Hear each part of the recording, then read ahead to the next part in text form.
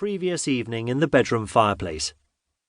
Although we had an Aga in the kitchen, which kept us supplied with endless quantities of hot water, and which produced so much heat that it kept the whole house above freezing, we didn't have any central heating at Bilbury Grange, and certainly couldn't afford to have any installed. So we kept ourselves warm by lighting wood fires in the rooms we used most: the living room, the hall, our bedroom and the bathroom.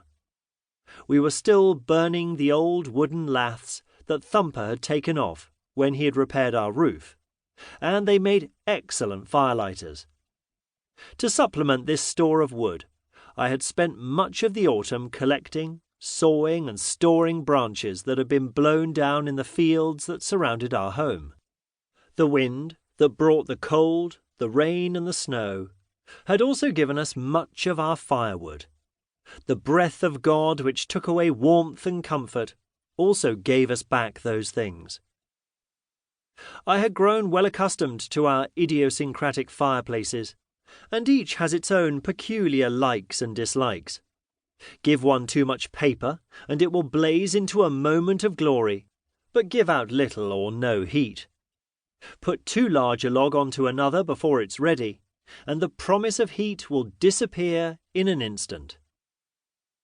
The bedroom fireplace was easy to satisfy, and so efficient that we could even burn wood with the sap in it if we wanted to, though most of our firewood was well dried.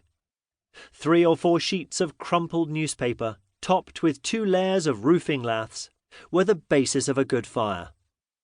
I lit the paper with a match in 2 opposing corners, stood back for 2 or 3 minutes, and then dropped a small, well-seasoned ash log onto the flames, just big enough to keep the fire going until we were both washed and dressed.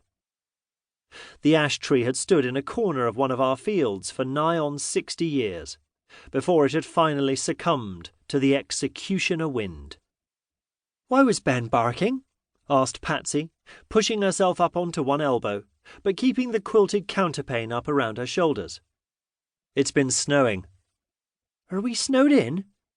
"Yes, at least I think so. It looks pretty thick." Patsy's response might have sounded strange to a city dweller. "Wonderful," she said, meaning it. We had good stocks of food in the larder and cellar, and plenty of logs in the shed. Even if the electricity went off, which it usually did 2 or 3 times a week in winter when the wind brought down overhead cables, we could stay warm and well fed. We had plenty of hay and straw for the sheep, a good supply of books to read, and Bilbury Grange had a strong roof. We were well prepared for snow or storm. "I'm going to have to go outside and knock the snow off some of the evergreens," I told her. "A couple of the conifers already look as if their branches may have broken under the weight." The deciduous trees, their branches stark and leafless, were in no danger, but the conifers, the rhododendrons, the yew, the laurel, the holly, and many others needed help. "I'll cook us a decent breakfast first," said Patsy, throwing back the eiderdown, getting out of bed and walking over to the window. She stood for a brief moment or two, then shivered. You could feel the cold through the glass. She ran back to warm herself at the now blazing fire, picking up her dressing gown as she did so.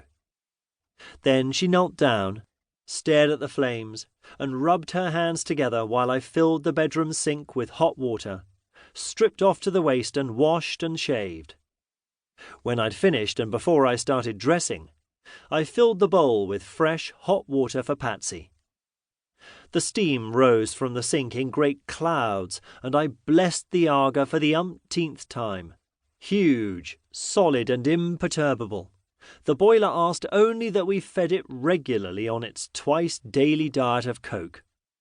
In return it worked quietly and efficiently to protect us from the worst of the cold.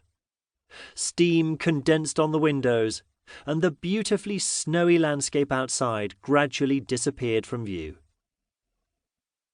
I pulled on a pair of thick jeans, a woolen work shirt, which I bought from a farm supply shop in South Molton, and a thick jumper which Patsy's mother had made for me with wool she'd spun herself from their own sheep.